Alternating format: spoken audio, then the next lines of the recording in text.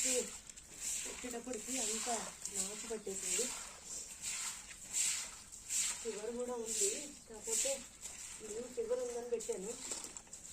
మళ్ళీ ఇది స్లాబ్ అంతా మళ్ళీ నాచు పట్టేస్తుంది కానీ అంతా చూడండి, అదంతా నాచే. ఆ సరౌండింగ్ తీరా అదంతా తీసి అటు నుంచి అట్లా తిరిగి అది చూడండి క్లీన్ చేశాను. స్లాబ్ మీద టెర్రస్ గార్డెన్ చేయాలని కోరికతో ఉన్నాను.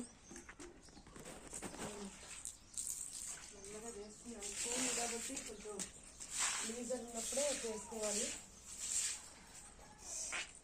నాకు హాలిడేస్ ఇవ్వట్లేదు,